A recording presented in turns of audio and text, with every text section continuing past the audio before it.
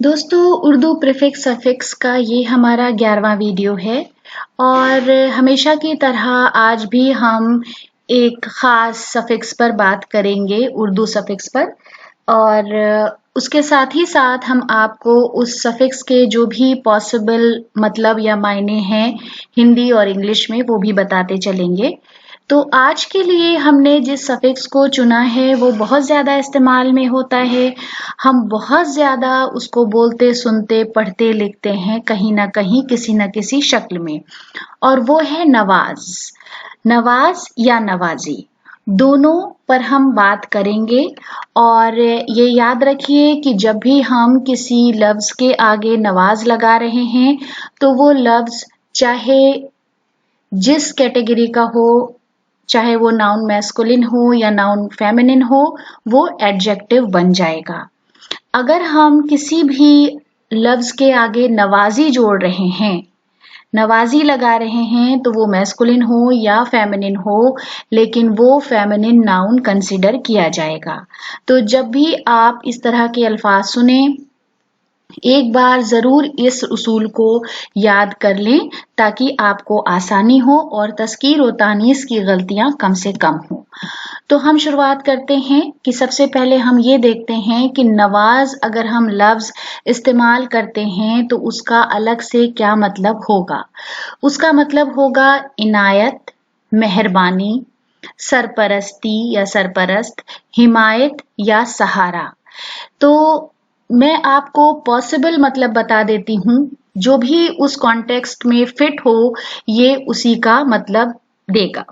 हिंदी में हम उसे कृपा दृष्टि, अति कृपा, प्यारा, अच्छा लगना कह सकते हैं। और एक और खास बात है कि जब हम वादक इस्तेमाल करते हैं तो उर्दू में जो भी म्यूजिकल इंस्ट्रूमेंट बजाने वाला है उसके साथ हम नवाज जोड़ देते हैं।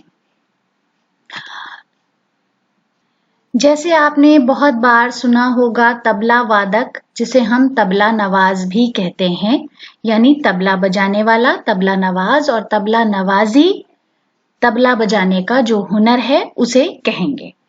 इंग्लिश में हम उसे इस तरह से ट्रांसलेट कर सकते हैं, फेवरिंग, चेरिशिंग, और इंस्ट्रूमेंटलिस्ट, जिस पर हम अभी बात कर चुके हैं, वादक या नवाज, जैसे तबला वादक या तबला नवाज, काइंडनेस, फेवर या शो काइंडनेस।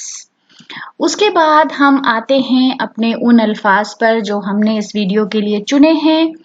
वो अल्फाज, सबसे पहला लफ्ज लिया है हमने गरीब नवाज, जो हम बहुत सुनते हैं मगर उसका एग्जैक्ट मतलब क्या होता है कभी कभी ये जहन में नहीं आता है। तो इंग्लिश में जब हम गरीब नवाज कह रहे होते हैं तो उसका इंग्लिश मतलब होता है gracious, hospitable, courteous to strangers, kind to poor।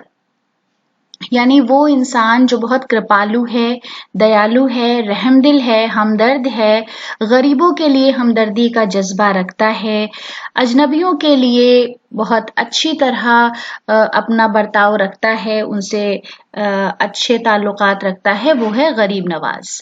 फिर है गरीब नवाजी। जैसा कि मैंने बताया कि जब हम किसी लफ्ज के आगे नवाजी जोड़ देंगे तो वो लफ्ज डिफॉल्ट नाउन बन जाएगा और फेमिनिन नाउन बन जाएगा। तो गरीब क्या है? एडजेक्टिव है, उसके आगे हमने नवाजी जोड़ दिया तो वो बन गया फेमिनिन नाउन, गरीब नवाजी। Graciousness, kindness to the poor. और अगर हम इसको और ब्रॉड कर देंगे तो हिंदी में हम इसे शालीनता और दया के मतलब में भी इस्तेमाल करेंगे, रहमदिली और हमदर्दी। फिर है बंदा नवाज। बंदा अगर हम इंडिविजुअल देखें तो बंदा, उसका मतलब है स्लेव, और वो मैस्कुलिन नाउन है, लेकिन नवाज लगाने के बाद वो एडजेक्टिव बन गया है बंदा नवाज। उसका मतलब है पेट्रॉन, बेनिफेक्टर, रिस्पेक्टफुल और आयरन mode of address, boss, cherisher of this slave of yours. तो ये एक हम्बल नेस दिखाने का तरीका है, इनकसारी दिखाने का भी तरीका है। संरक्षक या आश्रयदाता या सरपरस्त। फिर बंदा नवाजी, फेमिनिन नाउन, जैसा मैंने पहले बताया। काइंडनेस, बेनिफिसेंस, उदारता, दयाशीलता, दरिया दिली और सरपरस्ती के मतलब में इस्तेमाल होता है।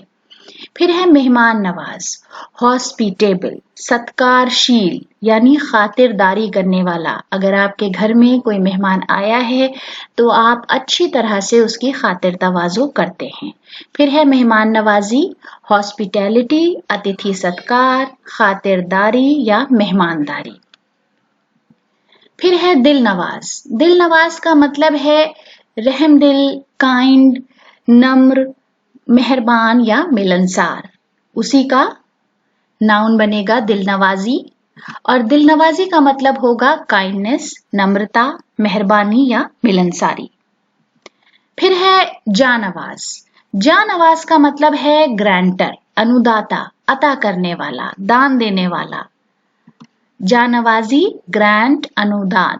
अब हम इस ग्रांट को और ब्रॉड मतलब में अगर लेंगे तो वो आ जाएगा जागीर, खैरात या तोहफे के मतलब में। जैसा कि मैंने कहा, ये कॉन्टेक्स्ट पर डिपेंड करेगा कि आप किस तरह का कॉन्टेक्स्ट इस्तेमाल कर रहे हैं, उस पर्टिकुलर सेंटेंस में उसका क्या मतलब निकलेगा।